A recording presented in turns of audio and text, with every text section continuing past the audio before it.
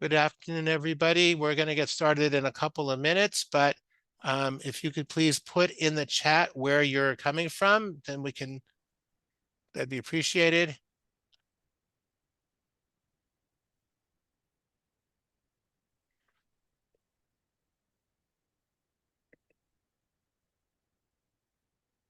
Okay, great. There are people from San Diego and Lowell and Piedmont, London, from Chicago, Jerusalem, Rehovot, Massachusetts.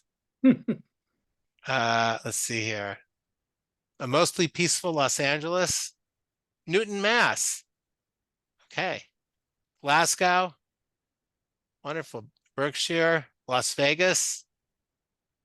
Okay.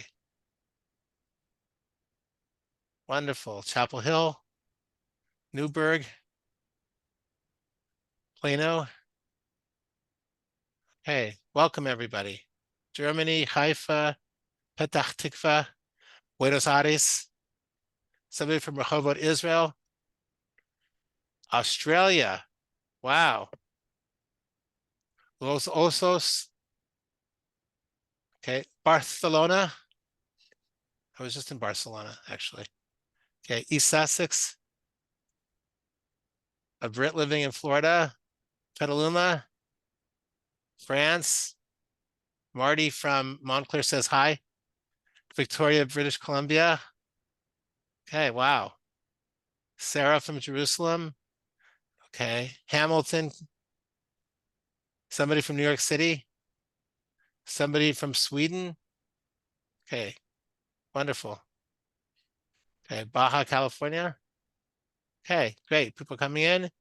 We're going to get started in a minute, just giving people a chance to arrive. Okay, wonderful. All right. Okay, I hope everybody's doing well. And Alan, if you're ready, I'll get us started. Okay, so good afternoon, everybody. I'm Paul Rudensky. I am the Senior Director of the Calico Center for Jewish Genealogical Research. I'm delighted to welcome you all here to our Jewish Gen webinar. I'm sitting in for Avraham Grohl, and I'm very pleased to welcome you to today's talk, which is called Life Under the Tsars, Registration, Residence, and Exit Routes. And we are very fortunate to have as our speaker, William Shukat.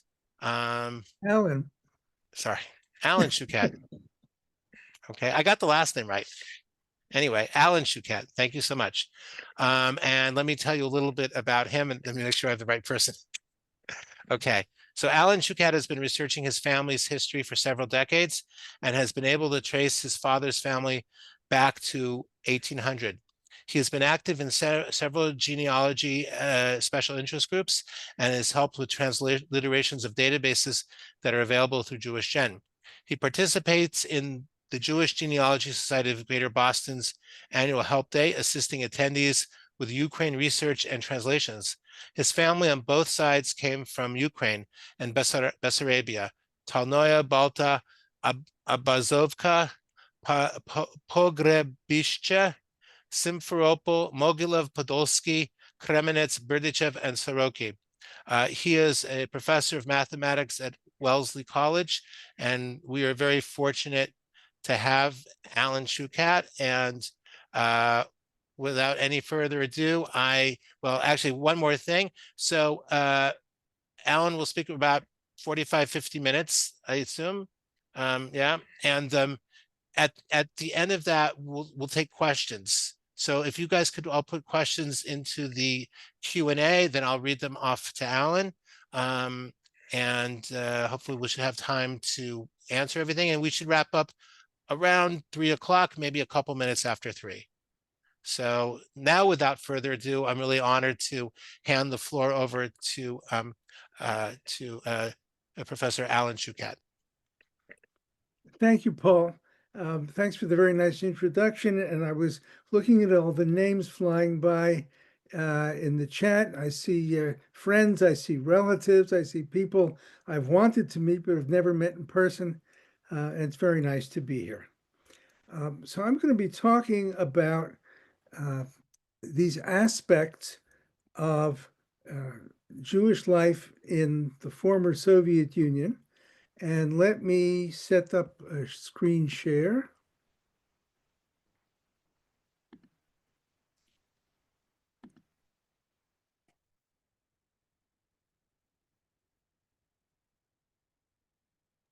Alan, I may need to make you co-host, so give me a minute. I'll do that. Yes, exactly.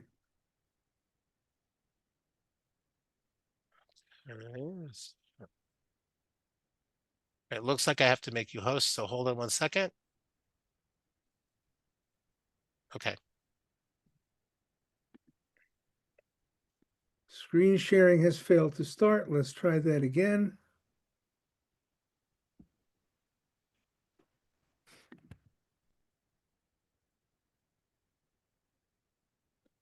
Zoom is requesting to bypass the system private window picker and directly access your screen and audio. I will say yes. And let's try this again.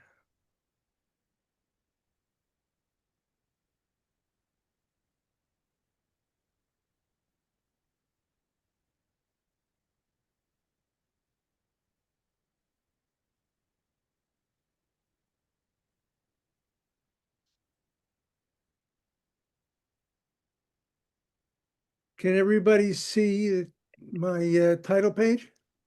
Good. So I'm going to be talking about three things: registration, residence, and exit routes. And I was motivated to research these topics and give this talk by records that I found from my family and by questions about these topics that are frequently raised in Jewish Gen discussion groups. The topics are intertwined, and sometimes I'll be talking about more than one at a time. And the icons in the margin will give you some clue as to where we are. So, what are the documents for tracing family history? Along the way, we'll see examples of these records and see how changing borders affect how they're constructed, the language in which they are written, and where they can be found. So, there are vital records: birth, death, marriage, divorce, registration, census, and other residence records, steamship tickets, passenger manifests, and naturalization records. So let's start with registration. What was registration? All subjects of the Tsar were registered, not just the Jewish ones, were registered into a social class or a state and at a place of official residence. And the official residence was often different from the birthplace and the actual residence as the family moved around. And understanding how registration worked and other aspects of Russian history can help us trace our ancestors. Let me start with two examples from my family. Alan, sorry to interrupt, but we can see your presenter notes. You might want to do the slideshow Ah, version. Yeah, oh, sorry about that. you should only be, oh, okay. I thought you would be seeing only the slideshow. Let me fix the screen sharing. Thank you so much. Sorry about that. No, no, thanks for the tip off.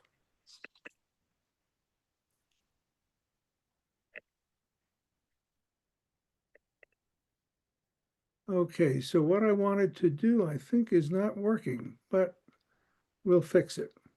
Okay. I mean, if it doesn't work, I think the way you had it before is doable, not beautiful, but certainly Right. doable.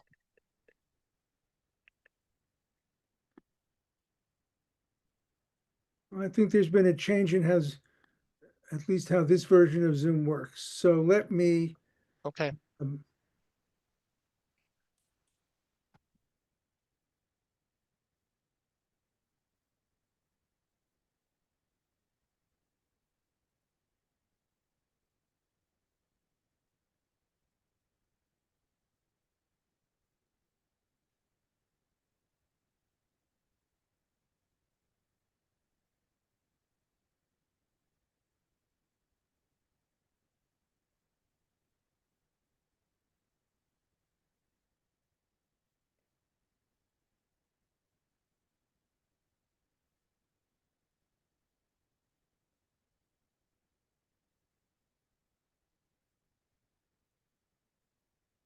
All right, Ah, we're gonna see the notes, I guess.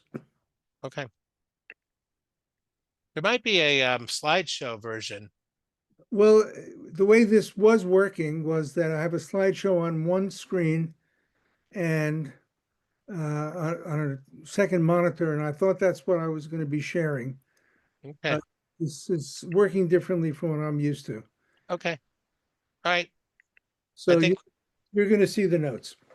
good. Don't read the notes, everybody. So let me back up to this. This is a birth record from 1915 of somebody who turned out to be my third cousin once removed. It's a birth record from Simferopol in Crimea. It's in a metrical book for the Jewish community in Simferopol. And I found this years ago reading microfilms. Now it's online at Family Search. And it refers to the father.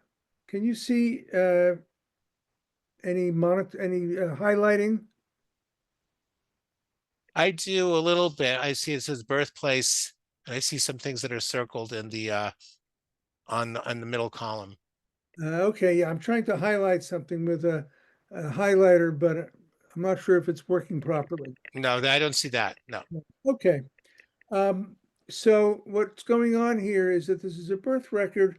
The birth records always said who the father was, and in particular, it says what the father's registration was. And this father, his name is Nuchem Chaim of Shuchat, was registered as some kind of agriculturalist. It's like a farmer in what turned out to be a Jewish agricultural colony in Podolia. And I'll show you a map in a second. The colony was called Abazovka, but the family didn't live there. The family was in Crimea in Simferopol. The records in both Russian and Hebrew. It gives the dates on the secular and on the Jewish calendar of the birthplace, which was Simferopol, the father's name, the mother's name, but the father's registration. The mother always had the same registration as the father. And then it says who was born. It's a daughter, and here's her name. Her name is Leah.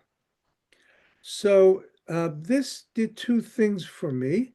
It, first of all, told me the registration of the father, and therefore the mother, as being farmers. I didn't know anything about farmers in my family at all, but it also said where they were registered.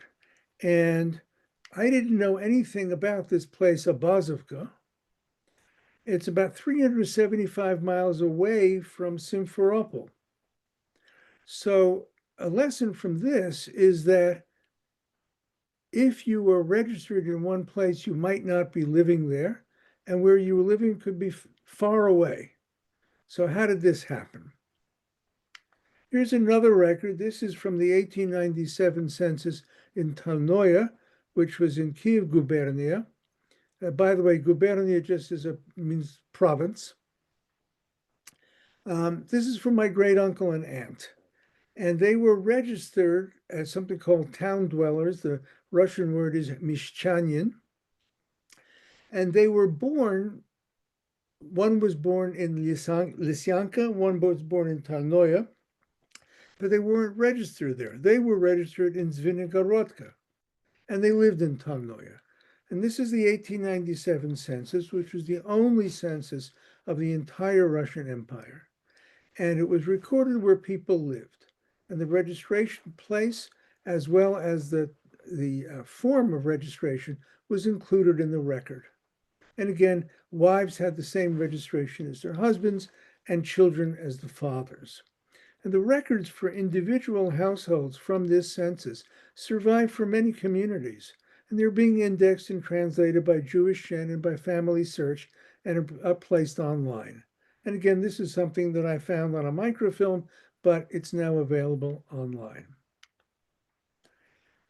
The registration system, called Soslovia in Russian, was developed in the 18th century, the middle of the 18th century, and it lasted until the revolution in 1917. The social structure consisted of four main categories, with some exceptions and some subgroups. And the ones that are most important for us, most of the Jewish subjects of the Tsar, were registered either as merchants, if they had enough money, as artisans, as farmers or agriculturalists, and there was a catch-all category, town dweller. And most of the times you see town dweller as the registration category for Jews. And in 1721, Peter the Great replaced other taxes with a head tax on adult males, and some of the estates gave service instead of taxes, and others paid taxes. And the town dwellers and the peasants and the farmers, they all paid taxes. What about residence? Where did people live? Well, the important thing to keep in mind here is that until 1772, no Jews were allowed to live legally in the Russian Empire.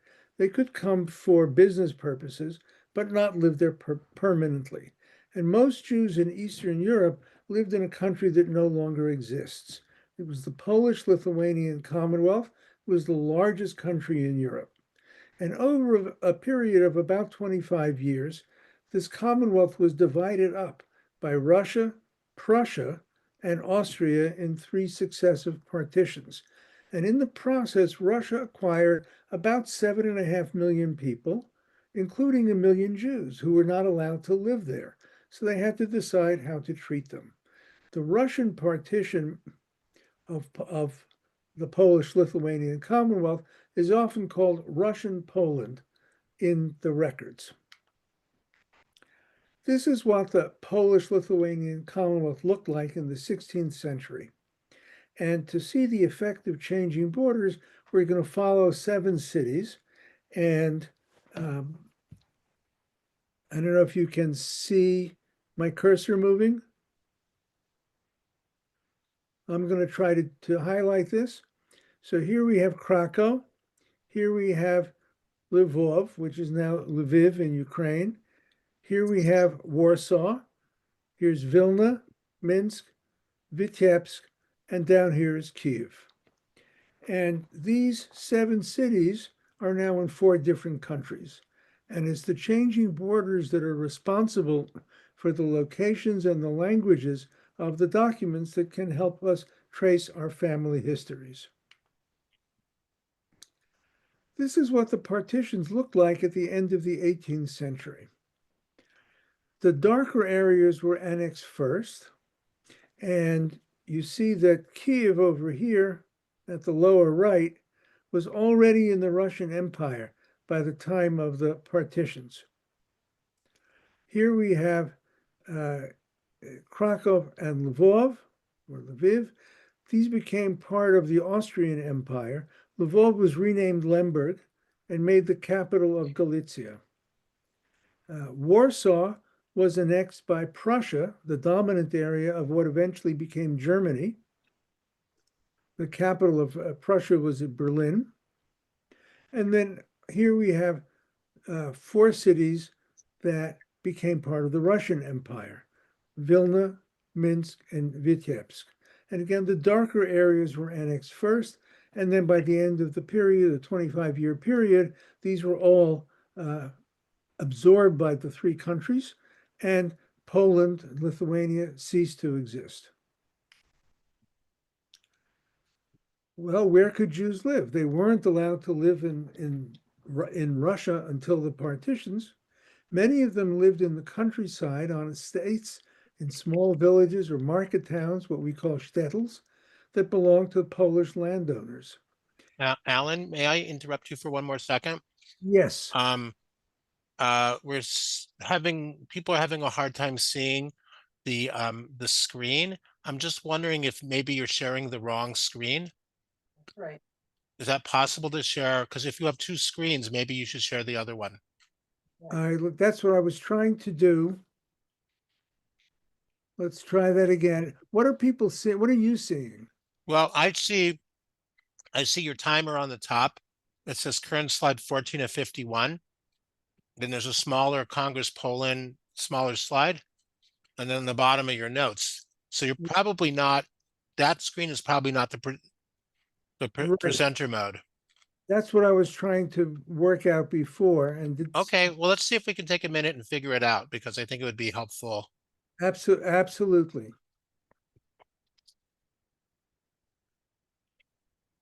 Also, we were not able to see your cursor either.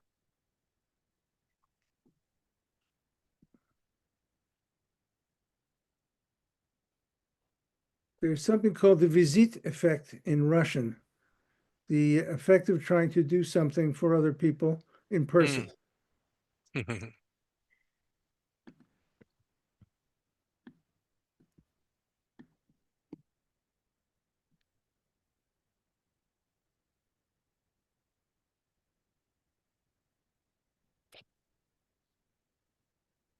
Let's try the share again.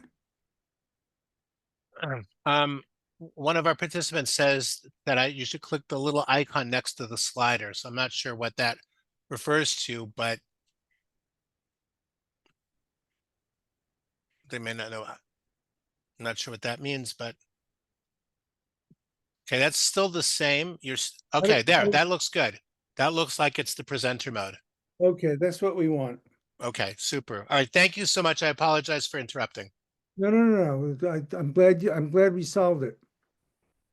So, where were we?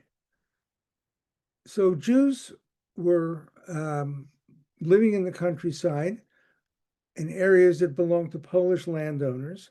And when they came into the Russian Empire as part of the partitions, the Tsars required, I think this was Catherine the Great, who made this requirement, that Jews had to live in what we know as the Pale of Settlement. That kept them out of the interior of Russia. The borders of the Pale changed, the rules for living in the Pale changed. The Pale existed until the revolution in 1917. And at the same time, the Tsars established these agricultural colonies to try to get people to settle in the sparsely populated areas in the south that were recently acquired from the Ottoman Empire, and also to channel Jews into what were seen as more productive occupations and to keep them from competing with non-Jews. Many Jews had been in the liquor trade and leaseholding, petty trade and crafts, and the Jews in the agricultural colonies were supposed to farm, but they were often not supplied with the necessary equipment and training, and that included my relatives.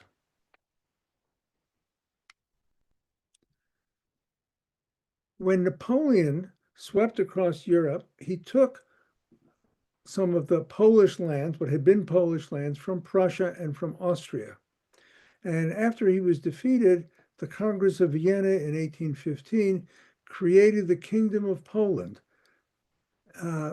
But this didn't work out too well because the Tsar of Russia, Alexander I, was the king of Poland. This led to a lot of tension between the Poles and the Russians. There were rebellions against Russian dominance. And finally, in 1867, what had been called Congress Poland officially became part of the Russian Empire and was included in the Pale of Settlement. And it's that area that we see called Russian Poland in a lot of the documents. As an example, Warsaw was the capital of Congress Poland. It had been in the Polish-Lithuanian Commonwealth. Then it became a city in Prussia. Then it became part of Napoleon's Duchy of Warsaw, and then became part of Congress Poland. Here's a picture of what the Pale of Settlement looked like at the end of the 19th century. 1897, the Pale, again, the boundaries changed over time. Galicia was not part of the Pale. It was part of Austria-Hungary until World War I. Let's try the cursor again. Can you see anything here? Yes, it works perfectly. Great. So here we have Krakow and Lvov or Lviv in Galicia in the Austro-Hungarian Empire. Here we have Warsaw. Here we have Vilnius, Minsk, and Vitebsk. And here we have Kiev, which now, of course, is the capital of Ukraine and in the center of Ukraine. And then there were three new cities that were built. There's Yekaterinoslav, named for Catherine the Great. Now it's called Dnipro. Here's Odessa. And in Crimea, we have Simferopol. So these were the major cities that were built in the Pale. And there were high concentrations of Jews in cities and in the newly developing areas. Let's turn next to records. Around 1720, Peter the Great introduced record keeping really for two purposes: to aid in military conscription and to collect taxes. And everyone had an internal passport. It was used to control the movement of the tax-paying estates. It was valid only for travel in the Russian Empire and for specific places and times. People were not allowed to move legally without permission. And these passports were not exit passports. They were not for leaving the Russian Empire. Also, there were revision lists. These were censuses that were revised about once a generation, and they were the basis for conscription and for the head tax. They lasted from 1719 to 1859, plus there were supplemental lists. There was a military census in 1875. There were conscription lists, and a lot of these are available now, and more are becoming available all the time. They're called revision lists because each entry referred to the previous revision: who was born since then, who died, what were their ages then, what were their ages now. These lists for Jews are most useful after 1804, when Jews were obliged to take permanent surnames rather than to be called so-and-so's son or daughter of so-and-so. The metrical books that contain the vital records were kept originally by the Church, the Catholic Church in Poland, the Orthodox Church in Russia, until the partitions. And the different partitions had different regulations for record keeping. Starting in 1804, as I said, Jews had to take permanent surnames and also to register in the nearest town or city, and this included the Jews in rural areas. Surname adoption in Europe in general was gradual, and most Jews were identified only by their given name and patronymic, unless they were special, rich people, rabbinical families. But by the time we get to the early 19th century, there was an insistence that Jews have permanent hereditary surnames. It took a while to implement this. This edict was issued several times before most Jews finally cooperated. And Jews had to register in the estates that I mentioned, again, the town dwellers, the Mishchanin, the manufacturers and artisans, the merchants, if you had enough money, and the agriculturalists.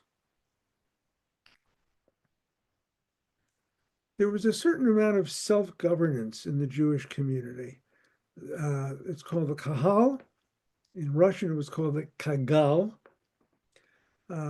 First in Poland and later in Russia, this was the organ that registered Jews, that collected taxes, that provided internal passports. Starting in the mid-1820s, Jewish metrical records were kept by the rabbis. The rabbis, incidentally, were fined for making mistakes. And the fine was greater for males than for females, probably because the male records were needed for conscription. Jews in Russia and also Poland at different times became liable for conscription. There was a community quota, and the Kahal was responsible for filling the community quota. Eventually, Jewish autonomy ended, and in the mid-19th century, the Kahal itself was abolished. And in Russia, for example, there were official rabbis, crown rabbis, who took over the administrative functions of the Kahal. The crown rabbis didn't get much respect from the community because they were seen as agents of the state. Um, they were paid from taxes on Jews, for example, for Shabbat candles or kosher meat. What really counted was that they knew Russian, not that they were spiritual leaders. Some famous people started off as crown rabbis. Sholem Aleichem, for example, was a crown rabbi in the early 1880s. What about registration versus residence? So registration included a place of permanent residence, and revision lists were based on this. And family was listed in a community where they were registered, even if they didn't live there. The metrical books and the 1897 census were based on residence, and births were listed in the community where the parents lived, and their place of registration was part of the record. So where you look for your family depends on registration, not just on residence. In 1875, the draft changed from the communal responsibility to an individual responsibility for Jews. It was part of a general overhaul of the military laws in the Russian Empire. All males 21 and up were eligible from all estates, and about 30% were actually drafted. The length of service was reduced. It had been 25 years. That's the number that we all heard a long time ago, but in fact, it gradually was reduced. And by the time we get to 1875, the term of service was 6 years, less for nobles, less for educated men, and 9 years in the reserves. And you were required to register for the draft at your permanent residence, even if you didn't live there. And there were fines for noncompliance, and the police were rewarded for finding draft dodgers. There was an 1875 military census of Jewish men to update the 1858 revision, and probably because the boys born around 1858 were approaching military age. And permanent and temporary residents were listed separately. So, for example, this is from the Jewish census from 1875. It was a list of non-resident Jews who were living temporarily in the city of Balta. It says temporarily in Russian. They were probably there for a long time, but they weren't there officially. The evidence for permission to live in Balta was included in the census record, and this document includes the Jews living in the agricultural colony near Balta, where my family lived. It includes my great-great-grandfather and his sons, and even says where they lived and who owned their house. So if you can find records like this for your family, you can get a lot of information. Well, there were reasons to avoid being counted in the census. The revision lists were for taxation and for military service, and many Jews didn't register their births or have passports or get permission to change residence. There were fees involved. Many Jews were poor. And changing your residence officially required paying all your debts. And it's estimated that a significant percentage of Jews were not even listed in these revision lists. And census takers worked in the towns, so Jews who didn't live in the towns could avoid being counted. But there were reasons to be counted. As we get further into the 19th century, documentation became necessary to take advantage of the opportunities that Jews were gaining. As they gained more opportunities and entered the broader society, they needed documentation. They needed records for school, for travel, for marriage, for the military. They needed to establish a legal identity. And these were also important for emigration. There was an amnesty to encourage people to register who had skipped it. But there were some problems. Many Jews were listed under different names and moved around. So Jews had a nickname as well as a birth name. There were different transliterations from Yiddish into Russian.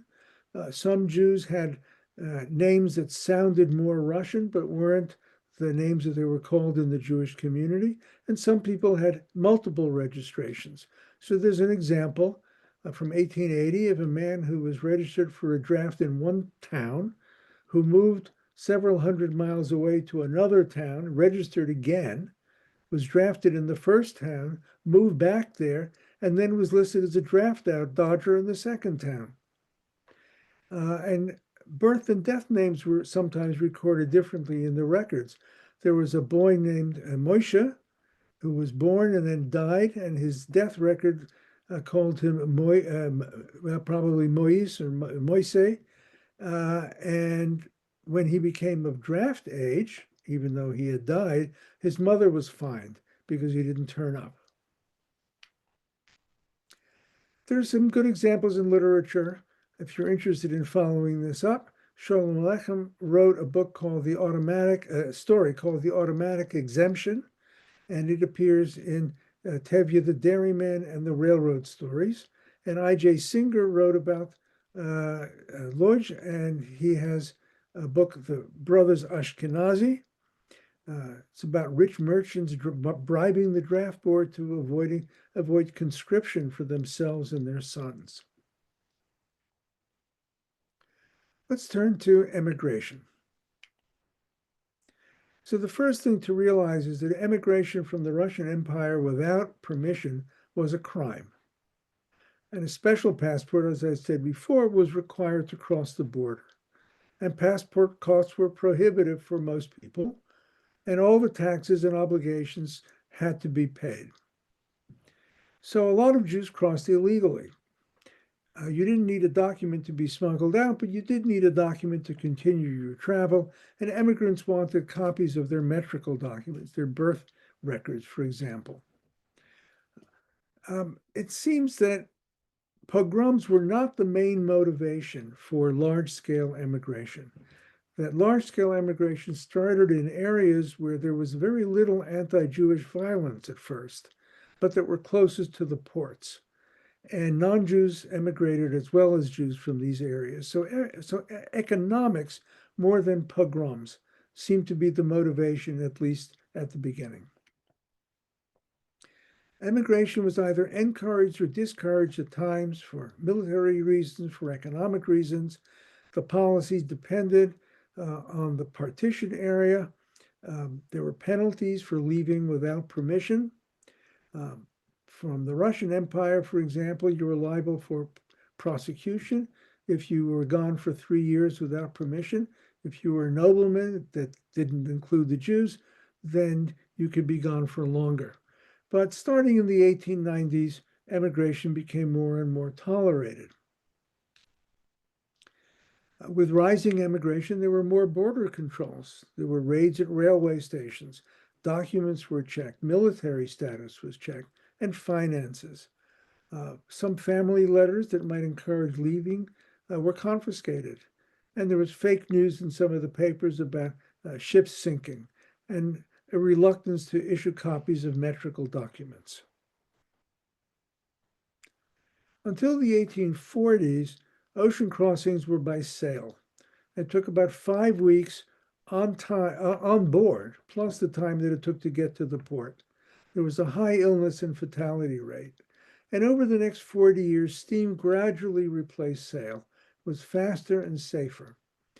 Hamburg was originally the dominant port for Jewish emigration, often via Britain. And as emigration increased, other ports started to compete. Bremen in Germany, Libau in what is now Latvia, Antwerp, Rotterdam, and the French ports. And by the time you get to 1900, the total time from the shtetl to New York was on the order of 3 weeks. How about the tickets? Well, local agents for major shipping lines were in most towns, and tickets could be bought for either the entire journey or just part of it locally, or they could be sent by relatives from overseas. And some of the ticket purchase records still exist, and they're indexed on JewishGen. And here's an example of a ticket for my family. This was bought at the Lipschutz Bank in Philadelphia. It was for my grandfather's uncle and for 2 of his children. They were probably in Odessa at the time. It was sent by a daughter who had come earlier with her mother and sister and were living in Philadelphia. And it was sent to my great grandfather in Talnoya, probably because they weren't sure where the person who was going to be getting the ticket was living. So this ticket was bought by Mary Shukat. That was not her name in Russia. She was living at this address in Philadelphia. It was for Naftali Dovish Shukat, her father, and her sister Sora and brother Yaakov. But it was sent to my great grandfather in Tolnoya, which is how I know that this record was for my family. And the ship was going to leave from Bremen and go to Philadelphia. Here's the Lloyd's ticket number. Here is the price. It was $84. $20 was paid down with a balance of $64 to be paid in 30 days. That $84 is about $2,000 in today's money. And then here you see in different handwriting the actual boat and date of departure that these people took. And these records are housed at Temple University. They're available on the internet. Unfortunately, the records from the New York emigrant banks don't seem to have survived. But these illustrate how this kind of information can help you track your family. I tracked these people from Philadelphia to New York. Then it turns out that the father left his family in New York and went to Palestine. And my wife and I eventually met the rest of the family 2 generations later in Florida.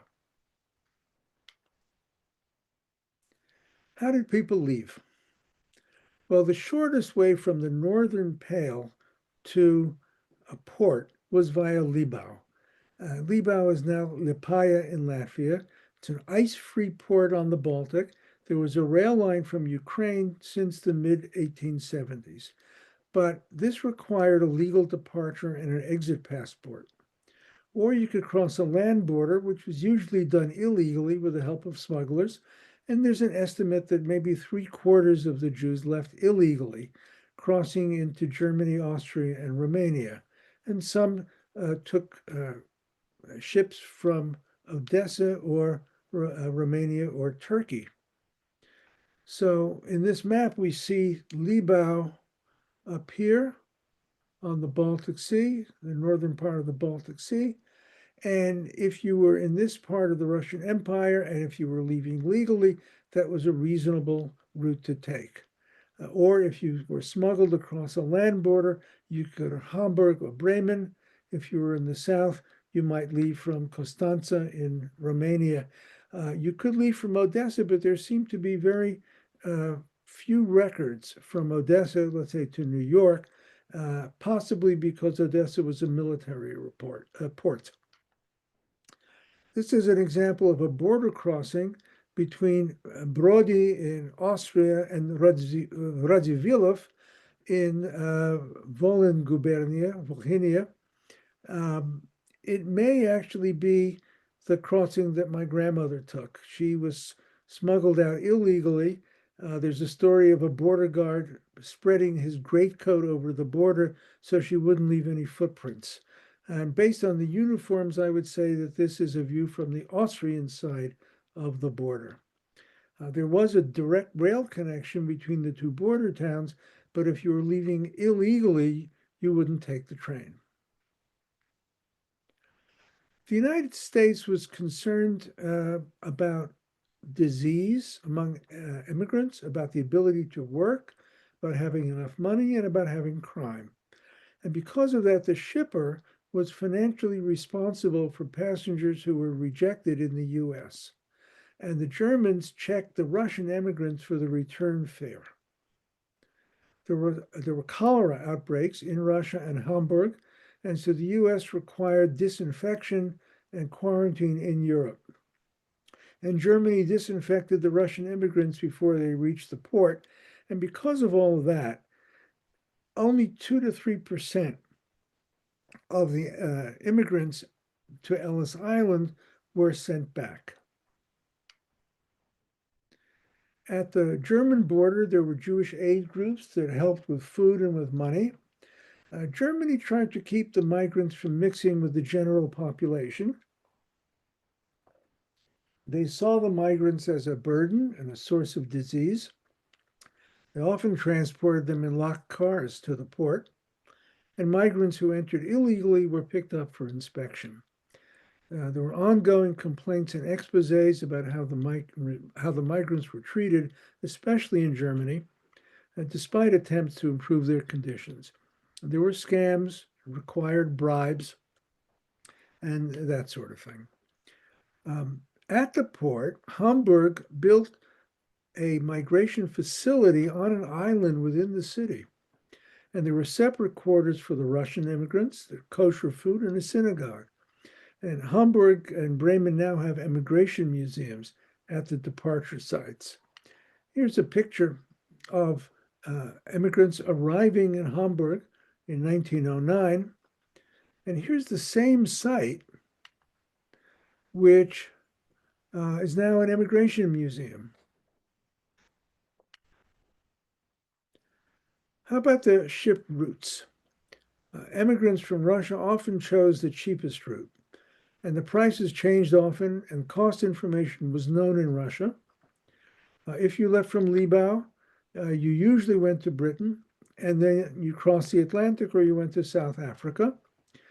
From Hamburg and Bremen, you might go to Britain first, or you could go directly across the Atlantic.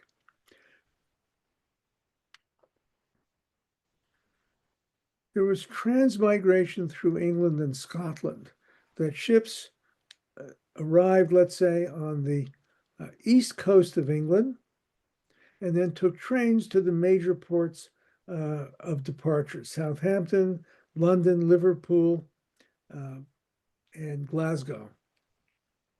The train transfers were very efficient. People got off the dock at, let's say, Hull, and then took a train to their next stop.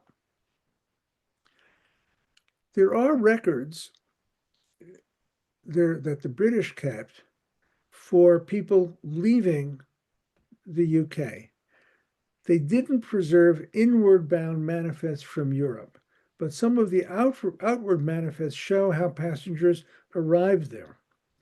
And the outward manifests are on Ancestry and Find My Past and can help fill in the picture of the voyage. This is the manifest for my mother, my grandmother, and my aunt, who left in 1926.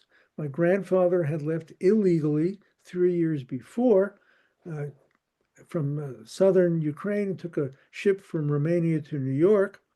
But the US immigration quotas were tightened in 1924. So the rest of the family had to go to Canada for 3 years until they could be reunited in New York. And what you see here is that my family arrived in the UK at the port of London on the United Baltic steamship line that had left Libau. In fact, I have the passport showing how they left Libau. And they were subjects of Russia. And they stayed at the Atlantic Park Hostel in Eastleigh, England, which was near Southampton. And they were going to Quebec. This is what the Atlantic Park Hostel looked like. It was a former air base during World War I. It was converted into a holding place for immigrants who could stay there before boarding the ship at Southampton. Very few people traveled first class on the ship, maybe 1%. 14% or so in second class, and 85% in steerage. Steerage was called steerage because it was the area between the decks. It was originally where the steering mechanism ran. And this was the highest profit margin for the steamship line. And only the steerage passengers went to Ellis Island for a medical inspection. There were open berth bunks, maybe 100 people to a room at the beginning, and later, especially on British ships, there were cabins for something like 2 to 8 people. And here's a picture of what steerage bunks looked like. This is a ship from Bremen in 1907. There was a quarantine inspection on board when the ship reached, let's say, New York, but then the higher classes left the ship at Manhattan, and the steerage passengers were taken by barge to Ellis Island. There are some great stories about immigration, and I'd recommend these two. There's a book by Mary Anton called The Promised Land. It's available in several different versions. It's a PDF on the web, and it tells a story of their emigration from Polotsk in Vitebsk gubernia to Boston, and it's the story of her journey in becoming an American. And the second is a series of articles by Harry Boonin. This is a citation for one of them from Avotenu. It's the story of how his father and 7 brothers and sisters got from Slutsk in Minsk gubernia to Philadelphia in the first decade of the 20th century. It's very detailed, a lot of discussion about when the family should leave and how they should do it. Should it be legally? Should it be illegally? They went from Slutsk to Hamburg to Hull and to New York. There were delays because one of the kids had eye disease and they were afraid of rejection. And then there were strikes by the shipping workers. So this is a good source to get a hold of. It's a little hard to find articles from Avotenu these days, but if you can find that, I recommend it. So thanks for listening, and I'm happy to answer any questions, and you can always reach me at this email address. Thank you so much, Alan. That was really a great presentation. I'm going to just take a look now at the Q&A, and I'll read to you some of these questions. I actually had a couple, before I get to those, I had a question. Earlier on in your presentation, you showed us a slide with a map of the 7 cities. I was Yes, wondering if you could just post that again, because we didn't get a chance to really see it that well sure. earlier. Let me go back to it. Thank you so much.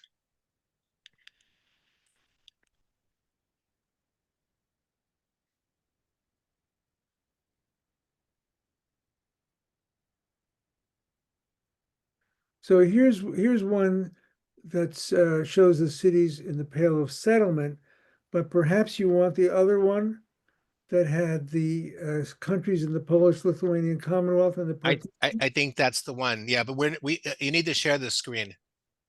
so we're not shared anymore. Okay.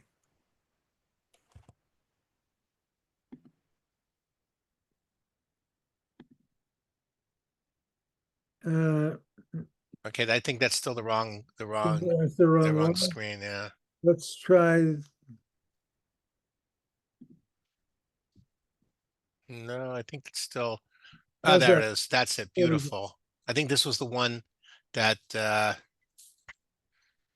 people were talking about. And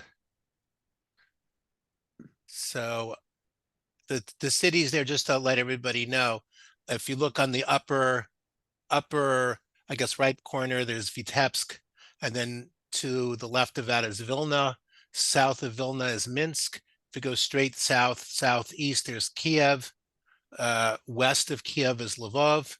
West of Lvov is Krakow. And if you go up from Lvov, you're in Warsaw. So thank you. And I have a few more questions here. And I see that more questions are coming in too, which is great. A question that was asked earlier is about the how were surnames chosen? So I know that in Germany, in the German territories, surnames had to come off a list, or at least have to sound German. But in the Russian Empire, I think some names were chosen based on the town. Some names were taken from patronymics. I think uh, there was no official procedure for deciding how to take a name. And there was a period of time where a child might have a different surname from a parent until that was standardized in the early part of the 19th century. Okay, thank you. Actually, there was a bunch of questions about the surname, so thank you so much for that. Um, Let me just interrupt. So, for example, my mhm, surname comes mhm, from a profession. It's a shochet, who was the kosher slaughterer. Somebody else might be Rabinovitz or Rabinovich, and that could be a son of a rabbi. mhm.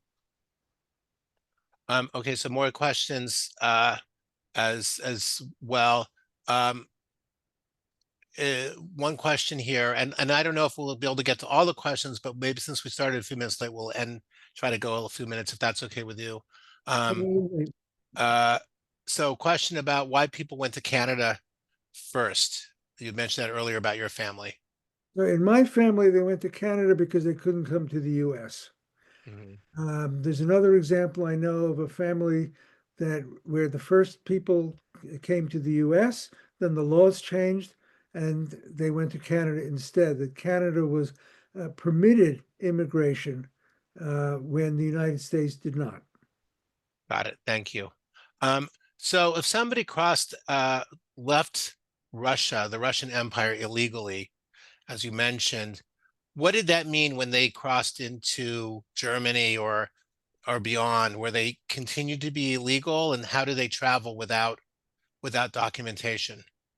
Well, I think a lot of people try to get, let's say, a birth certificate or let's say a marriage certificate. I know that in my family we have records of the birth and marriage certificates.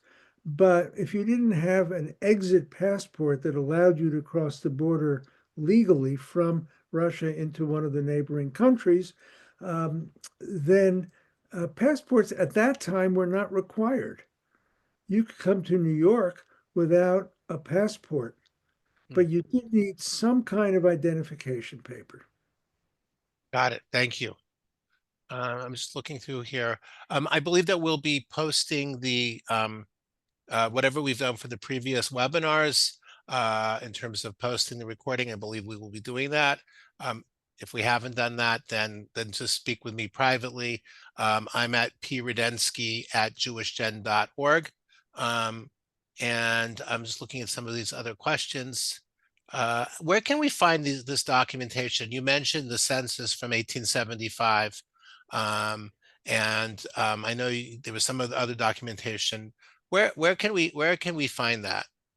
So the best sources are JewishGen, Hmm. um, and really JewishGen, where you're looking up a name or a town, and then you see what records have been found and indexed and translated. Similarly, FamilySearch.org, but there's also RTRFoundation.org. Hmm. It's Miriam Weiner's Roots to Roots, or maybe it's Roots to Roots, depending on where you're from.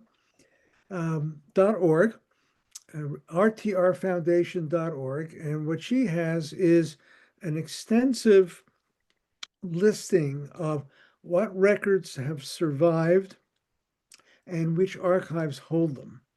Mm. And then there's also Alex Rakovsky's website for Ukrainian records. And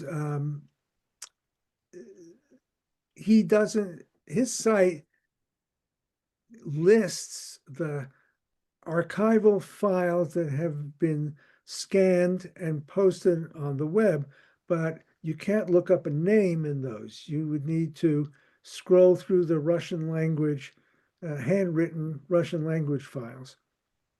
But those are the records that are being translated by JewishGen. Okay, thank you.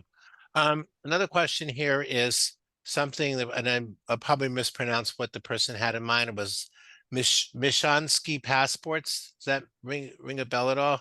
So Mishchanyan is the word for basically an urban town dweller. And it was the category for most Jews. And what's the question about it? Um, it says the question is, have you heard of these passports? I've seen them mentioned as internal passports, but I can't find anything further about them. Okay. So if you had permission to go from where you were living to some other place, either temporarily or permanently, then you would get a passport. It was a Mishanian passport if you were a Mishanian. If you had a different classification, you would have a different adjective for that. And I think these are, as far as I know, they're not um, available in toto, but some of these have survived and are posted on Jewish Gen. So sometimes you'll see in the Jewish Gen discussion group, somebody found one, post an image and ask for help with a translation. Okay, thank you.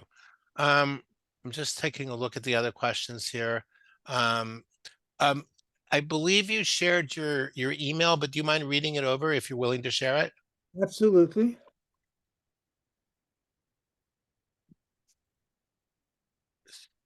So maybe,